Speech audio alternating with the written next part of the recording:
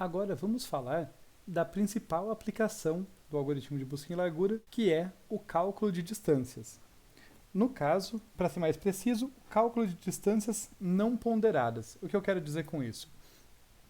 Eu estou supondo a situação em que eu não tenho pesos, eu não tenho custos associados a cada aresta do grafo. Então, quando eu falo de uma distância entre dois vértices, eu vou contar simplesmente o menor número de arestas que eu preciso passar para chegar de um vértice até outro, de um vértice origem até um vértice destino. Tá? Toda aresta tem o mesmo peso, né? Toda aresta custa 1, né? Ela não tem pesos variados, por isso falando de distâncias não ponderadas. Para ser um pouquinho mais preciso, vamos definir aqui o que é o comprimento, e destacando aqui, não ponderado, de um caminho P. Tá? Um caminho P que leva ali de um vértice S até um vértice T, por exemplo. Ele vai corresponder ao número de arestas que eu tenho em P. Né? Ou seja, ao número de arestas ou de arcos, é o número de saltos que eu dou para sair da origem e chegar no destino. De modo equivalente, o comprimento também pode ser visto como o número de vértices menos 1. É o número de vértices no caminho menos 1. Como vocês podem constatar ali, fazendo algum exemplo só para verificar, se eu tenho um caminho entre dois vértices, por exemplo, aqui um caminho que vai de S até T, se eu dou 2 saltos, o número de vértices é 1 a mais do que o número de saltos sempre, ou o comprimento do caminho é 1 a menos do que o número de vértices. Por exemplo, aqui eu tenho 1, 2, 3 vértices e apenas 2 arcos, ali, 2 arestas pelas quais eu estou saltando. Tá? Só uma observação. O que realmente é importante, eu quero que fique claro para vocês aqui, é que quando eu falo de cálculo de distância, a distância corresponde ao comprimento do menor caminho entre um par de vértices. A distância de um vértice S até um vértice T é o comprimento do menor caminho. Isso é uma observação importante até para perceber que assim, é um pleonasmo falar em distância mínima.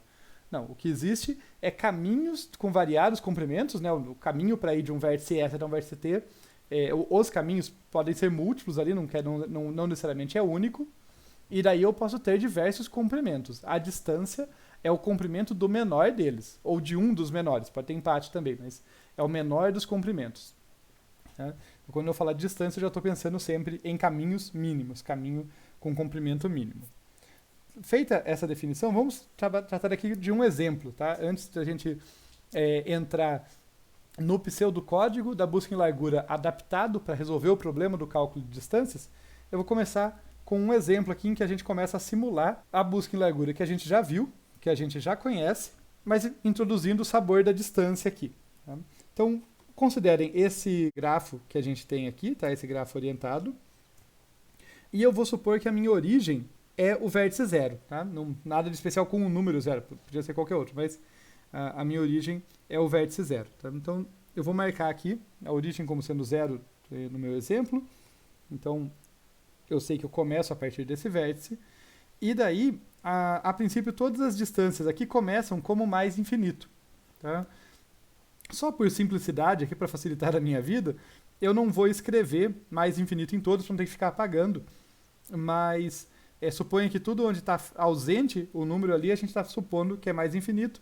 E a exceção vai ser justamente o vértice 0. Né? No momento em que eu encontro o vértice 0 lá na busca e largura, lembra que eu começo, já trivialmente eu conheço onde está o vértice 0, como chegar no vértice 0. Tem um caminho trivial da origem até ela própria. Né? Por conta disso também, a distância dele já começa como sendo 0. Quando eu estou inicializando o meu algoritmo, antes de entrar no laço principal, começar a busca propriamente dita, eu já inicializo aqui com 0. E também eu coloco na fila o vértice origem. Se vocês lembrarem no nosso algoritmo, a primeira coisa que a gente faz lá, também no setup inicial, é colocar na fila o vértice 0. Eu vou voltar aqui só para vocês poderem olhar de novo, para não abusar da memória de vocês. Então eu estou marcando aqui o vértice S como encontrado. Né? Nesse momento que eu marco ele como encontrado, eu já seto a distância dele e falo, não só encontrei, como tem uma distância trivial até ele. E eu coloco logo embaixo S na fila aqui. Foi isso que eu fiz. Agora vamos começar as iterações do algoritmo, tá? Feito esse setup inicial. O que eu faço em cada iteração? Em cada iteração, eu tiro um vértice da fila, pelo comportamento da fila, obviamente vai ser o que está lá há mais tempo. Então, no caso aqui, eu vou tirar o vértice 0, eu estou com o vértice 0 em mãos, tá? Agora, ele é o meu vértice corrente, ele não está mais na fila. E eu vou verificar, dentre todos os vizinhos dele, aqueles que ainda não foram encontrados, eu vou registrar eles, eu vou colocar eles na fila. Então, o que eu vou fazer aqui é observar que, olha, eu tenho um caminho até o vértice 2, tenho um caminho de 0 até o vértice 4, tenho um caminho de 0 até o vértice 3, né, vasculhando os arcos que saem do 0. Para cada um desses, eu vou marcar eles como encontrados, é isso que o meu algoritmo fazia, se vocês lembrarem. Como nenhum deles tinha sido encontrado até o momento, eu marco eles como encontrado e coloco eles na fila. Então eu vou colocar aqui 2, 4 e 3, tá? Como os 3 são vizinhos ali, essa ordem foi arbitrária. Eu só estou supondo que eu encontrei nessa ordem. Encontrei primeiro, de cima para baixo. Ali, primeiro o 2, depois o 4, depois o 3. Mas além disso, aqui como eu estou querendo calcular a distância, aqui já entra o passo principal aqui desse cálculo de distância, que é, no momento que eu encontro um vértice, eu não me restrinjo a encontrá-lo. Eu já olho e falo, olha só, não só eu te encontrei, mas eu te encontrei vindo a partir de outro vértice. No caso aqui, eu encontrei o 2, o 4 e o 3 vindo do 0. E eu sei qual que é a distância do 0. A distância do 0 vale 0.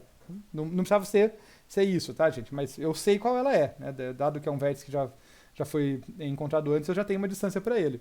Então agora eu conheço um caminho até o 2, até o 4 e até o 3, né? Um caminho para cada um deles, com custo 1 a mais do que o caminho que me levava até o 0. No caso, o caminho até o 0 era trivial, por isso que ele tinha custo 0.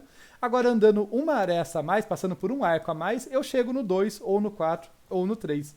E por isso que o 2, o 3 e o 4 deixam de ter distância infinita e agora vão ter distância igual a 1. 1 a mais do que a distância daquele que os alcançou, do vértice que os alcançou. Na sequência, eu vou continuar aqui o meu procedimento e vou tirar o vértice 2, tá? Que é o que está no topo da minha fila. Eu tinha entrado o 2, o 4 e o 3, vou tirar o 2 aqui e ele vai estar na minha mão. Então, eu vou estar com o 2 em mãos, nesse momento, e eu vou olhar quem que eu alcanço a partir do 2. Tá? Então, no caso, eu alcanço o 1 e eu também alcanço o 4. Mas o 4 já foi encontrado previamente, né, pelo 0. Por isso que ele eu não vou atualizar, não vou colocar na fila, não vou fazer nada. Né? Como ele já foi encontrado, eu ignoro. Então, tudo que eu vou fazer aqui é atualizar a distância do 1, né, que agora ela é 1 a mais do que a distância do 2. A distância do 2 é 1. Portanto, a distância do 0 até o 1 vai ser um salto a mais. Né?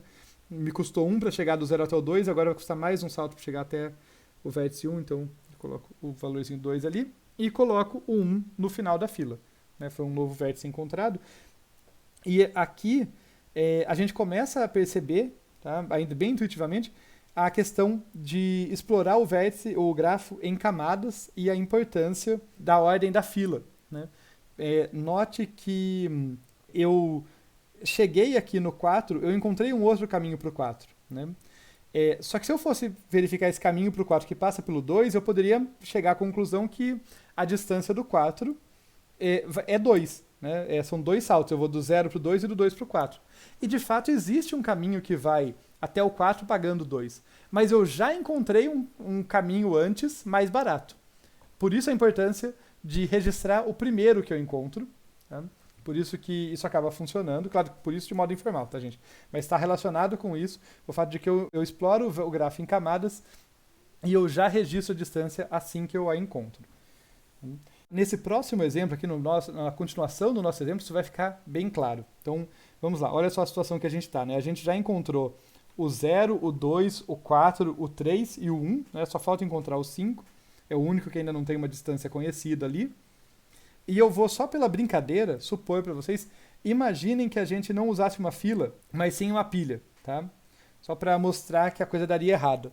Se a gente usasse uma pilha, o último vértice que entrou foi o 1, né, nessa pilha. Esse vértice que acabou de entrar, esse vértice 1 que acabou de entrar, ele seria o próximo a ser removido. Eu pegaria o 1 em mãos né, na próxima iteração. E o que eu faria? Eu verificaria quais vértices eu encontro a partir dele. E eu encontraria isso aqui, ó, um caminho do 1, um arco indo do 1 até o 5.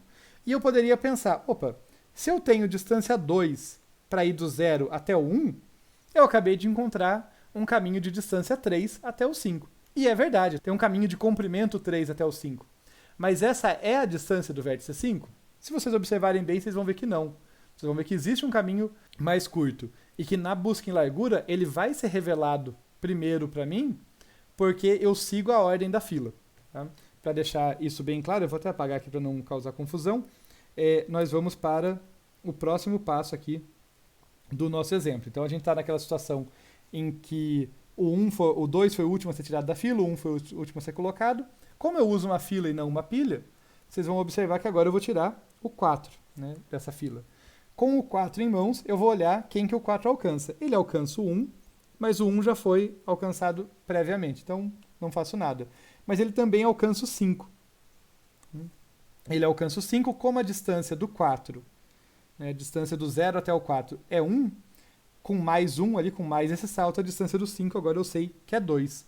Observem que eu encontrei corretamente a distância até o 5, né, diferente do exemplo errado que eu estava citando anteriormente, se eu não respeitasse a política de first in, first out da fila. Tá? E claro, além de atualizar a distância, eu tenho que colocar o 5 na fila. Né? Eu atualizo a distância do vértice que eu acabei de encontrar, marco ele como encontrado, na prática fazendo isso, e coloco ele na fila. Aqui vocês podem perceber que eu já atualizei a distância de todos os vértices. E também vocês podem lembrar lá do nosso algoritmo da busca em largura, eu nunca vou mexer num vértice que já foi encontrado. E em particular também não vou atualizar mais a distância dele. Se ele já foi encontrado, já acabou.